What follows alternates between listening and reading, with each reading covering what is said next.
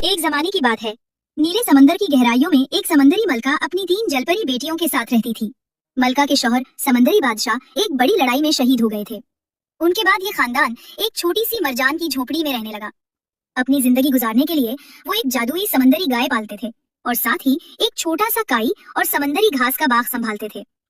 एक सुबह बड़ी जलपरी ने देखा कि उनके बाग की कुछ सुनहरी काई गायब है। उसने फौरन अपनी माँ को बताया और कहा, अम्मी, आज रात मैं अपना मोतियों का कंबल लपेटकर बाग की निगरानी करूंगी ताकि चोर को पकड़ सकूं। मलका ने बेटी की बात मान ली। रात हुई तो वो जलपरी नर्म मोतियों वाला कंबल ओढ़कर काई के बाग के एक कोने में छुप गई।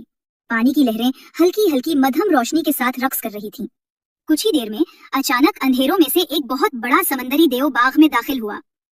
वो अपनी सदफी छुरी से सुनहरी काई काटने लगा और उन्हें अपने गहरे खौल के टोकरे में भरने लगा।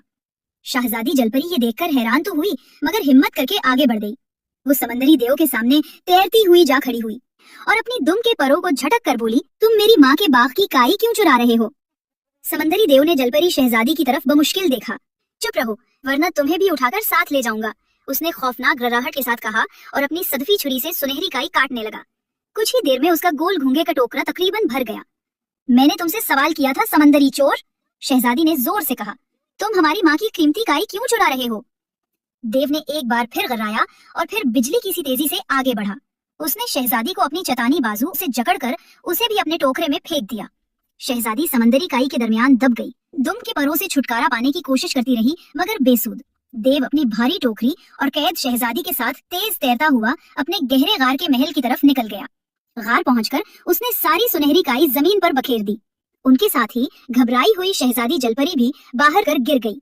शहजादी कुछ बोल भी न पाई कि देव उसकी आंखों में समंदरी अंगारों की तरह घूरने लगा और भारी आवाज में बोला, ये है वो काम जो तुम्हें करना होगा। तुमने हमारी समंदरी गाय का दूध दोहना है और उसे खून की लहरों वाले टीले पर ले जाना है। फिर तुमने गहरे पानी के झाग से बनी ओन को लेना है, उसे धोना है, फिर मूंगे की बारीक कंगियों से संवारना है और आखिर में उसे बुनकर समंदरी कपड़ा तैयार करना है। अगर नाकाम रहे तो तुम्हारे लिए अंजाम बहुत हौलनाक होगा।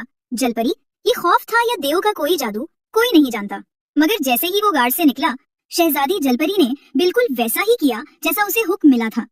उसने बूढ़ी समंदरी गाय का दूध दोहा और उसे खून की लहरों वाले टीले पर ले गई। फिर वो वापस आकर देव के मोतियों से सजे हॉल में पहुंची।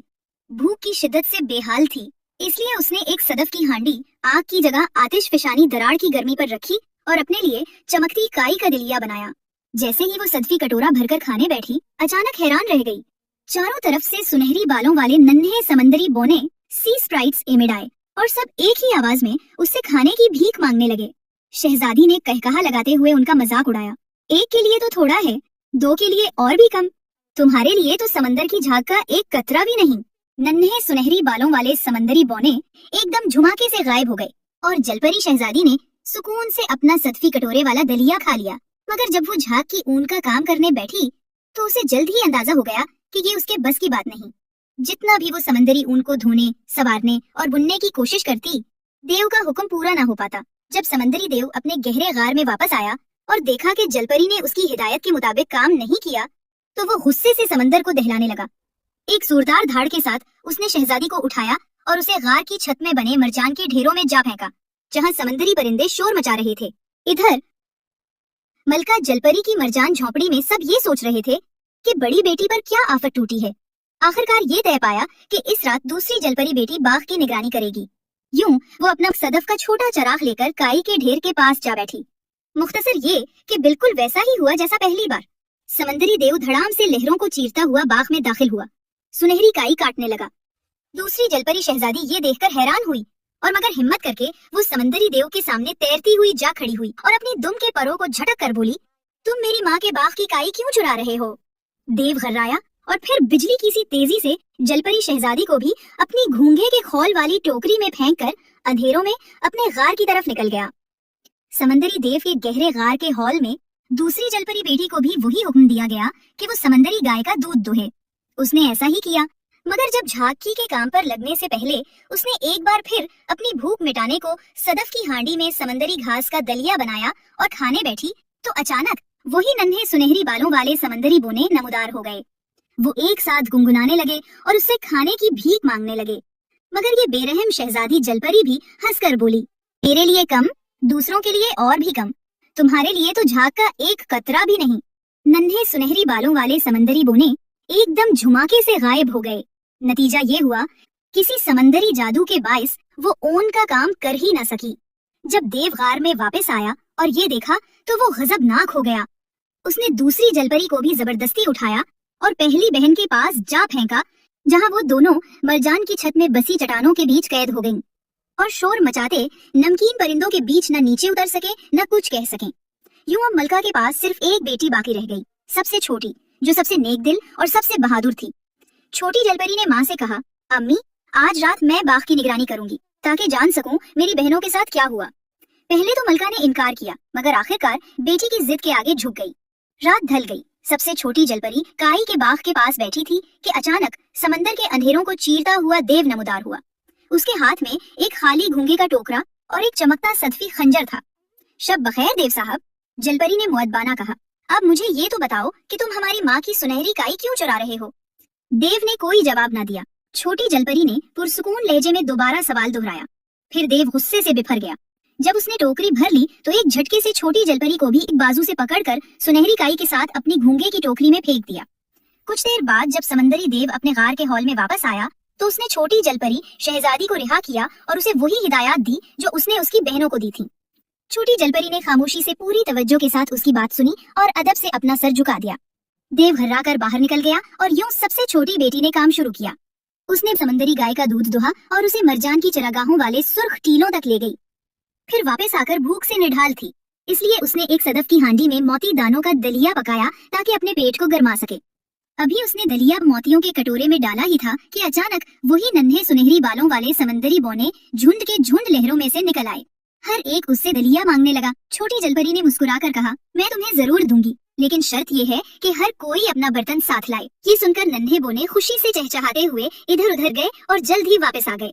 किसी के हाथ में टूटा सदफ था, किसी के हाथ में चिकनी पथरी, तो किसी के पास नमकीन घास की छोटी टोकरी। यूं सबको दलिया में से कुछ न कुछ मिल गया। जब सब नन्हे बौने खा पी कर लहरों में गायब हो गए तो एक ही बचा, एक नन्हा सा सुनहरी बालों वाला समंदरी बौना। वो मुस्कुराते हुए शहजादी के करीब आया और बोला, क्या तुम्हारे पास मेरे लिए कोई काम है?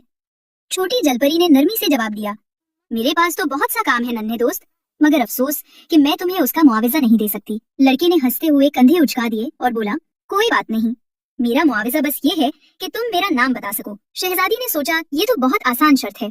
उसने फौरन ऊन की गठरी उसे दे दी।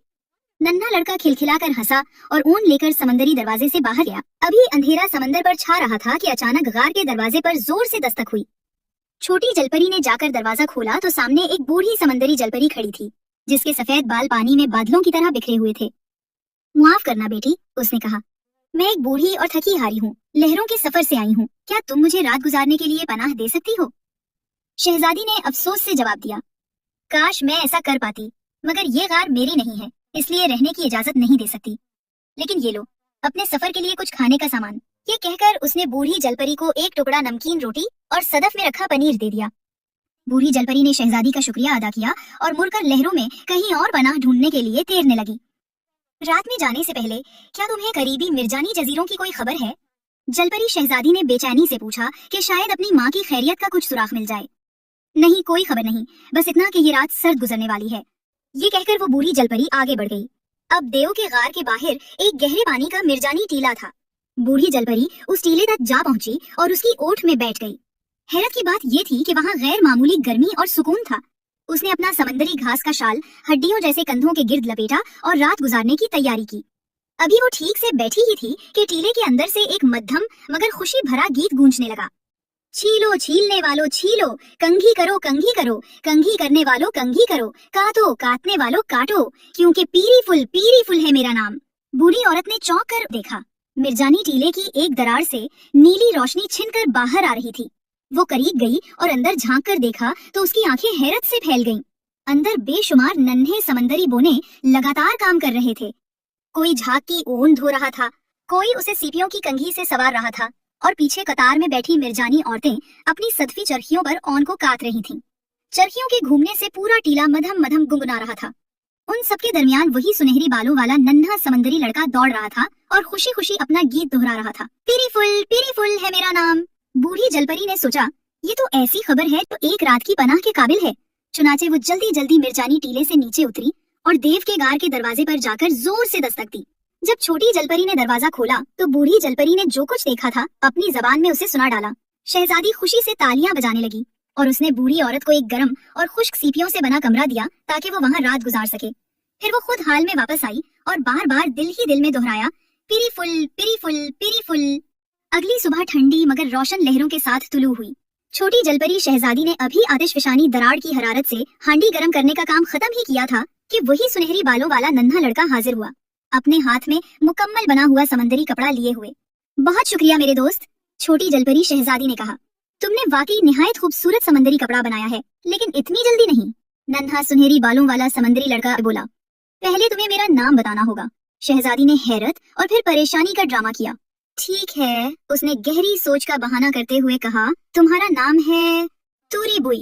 नहीं, नन्हा लड़का खुशी से चीखा। तो फिर तुम्हारा नाम है बूबू पाओ, उसने दूसरा अंदाजा लगाया। नहीं नहीं नहीं, वो समंदरी झाग उड़ाते हुए चिल्लाया और मोतियों के फर्श पर खुशी से नाचने लगा। तो फिर क्या तुम्हारा नाम पीरी फुल है? शहजादी ने मुस्कुराते हुए कहा। पीरी फुल का चेहरा समंदरी आग की तरह सुर्ख हो गया। वो गुस्से से चीखा और गुस्से में पानी की धुंध बनकर गायब हो गया, जबकि जलपरी शहजादी के कहकहे गार में गूंजते रहे। घर को वापस जाते हुए देव की मुलाकात कई नन्हे सुनहरी बालों वाले समंदरी बोनों से हुई। कुछ की आंखें थकन से गालों पर झुकाई थीं, कुछ की जबानें सीने तक लटक रही थीं। तुम लोगों को क्या हो गया है? समंदरी देव ने हैरत से पूछा। एक नन्हे ने जवाब दिया, हम तुझे बताते हैं। हमें नींद ने चूर कर दिया है क्योंकि हमने रात भर मेहनत की है ताकि इतना शानदार कपड़ा तैयार कर सकें। ये सुनकर देव जोर से हंस पड़ा। उसे फौरन समझ आ गया कि छोटी जलपरी शहजादी ने किस तरह अपनी अक्ल और नरमी से इन बेचारे बोनों को मात दे दी है। और जब देव अपने गार में वापस पहुंचा तो शहजादी ने उसे खूबसूरत समुद्री कपड़ों के कई रोल पेश किए जो मोतियों की तरह दिमक रहे थे। देव बेहद खुश हुआ और उस दिन के बाद से छोटी जलपरी शहजादी के साथ निहायत मोहब्बत और नरमी से पेश आने लगा। अगले दिन जब समुद्री देव अपने गार से बाहर गया तो छोटी जलपरी शहजादी ने अपनी दोनों बहनों को देखा जो अब भी मरजान की छत की बीमों में समुद्री परिंदों के दरमियान कैद थीं।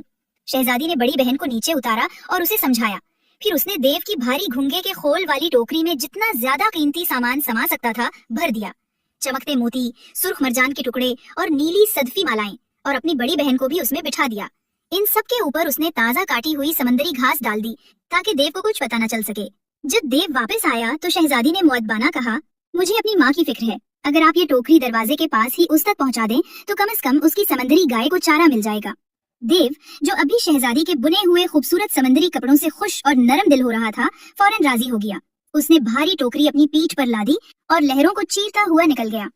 जब वो वापस आया तो शहजादी ने उससे पूछा, मेरी माँ कैसी है? देव ने गरजदार आवाज में जवाब दिया, वो खैरियत से है। छोटी जलपरी ने कहा, लेकिन मैं एक और बार उसे समंदरी घास भेजूंगी। ये तो साफ जाहिर है कि हमारे जजीरे की हरी भरी घास माँ के गरीब बाड़े के करीब उगने वाली पीली और छोटी घास से कहीं बेहतर है। समंदरी देव ने घर्रा कर कहा, ये घास कब तक तैयार होगी? छोटी जलपरी शहजादी ने नरमी से जवाब दिया, कल सुबह सवेरे। मगर चूंकि सूरज निकलते ही मुझे मोती की पहाड़ी पर जाना होगा, मैं टोकरी दरवाजे के पास छोड़ जाऊंगी। देव ने खिड़की के पास लगे चमकते सदफी कपड़ों की तरफ देखा और बिना सवाल किए राजी हो गया। अगली सुबह छोटी जलपरी ने अपनी दूसरी बहन को टोकरी में गहराई में छुपा दिया और फिर खुद भी उसके साथ जा बैठी। दोनों ने ऊपर से ताजा काटी हुई समंदरी घास डालकर खुद को ढांप लिया। जब देव अपनी जोरदार सेबी जैसे खराटों से जागा, उसने दरवाजे के पास रखी भारी टोकरी को देखा। फौरन पिछली रात की बात याद आई और वो उसे अपनी कमर पर लाद कर लहरों को चीरता हुआ चल पड़ा। जब वो मलका के समंदरी मकान के करीब पहुंचा तो उसने पूछा, ये घास कहाँ इंडेलनी है? मलका ने शातिराना मुस्कुराहट के साथ बाहर की तरफ इशारा किया, जहाँ पहले ही उसने और बड़ी बेटी ने जाल बुने थे। जैसे ही देव करीब आया, अचानक वो जाल हरकत में आ गए। ये जाल आम नहीं थे, वो जहरीले कांटेदार मूंगों और बरकी बगोलों से बने थे। जैसे ही देव जाल में उलझा, नन्हे पीले बालों वाले लोग भी नमूदार हो गए और उस पर अपने छोटे छोटे खंजर और नेज़े बरसाने लगे। देव दिहाड़ता रहा, मगर समंदर के जाल और जादुई बगोले उसके जिस्म को आहिस्ता आहिस्ता पत्थर बनाते गए, यहाँ तक कि वो एक बड़ी पथरीली चट्टान में बदल गया। आज तक वो चट्टान मलका के मकान के करीब समंदर के फर्श पर मौजूद है। टोकरी में छुपी दोनों बहनें बाहर निकल आईं और खुशी खुशी अपनी माँ और बड़ी बहन से जा मिले। तीनों ने एक दूसरे को गले लगाया और समंदर की लहरें उनकी हंसी को अपने साथ दूर तक ले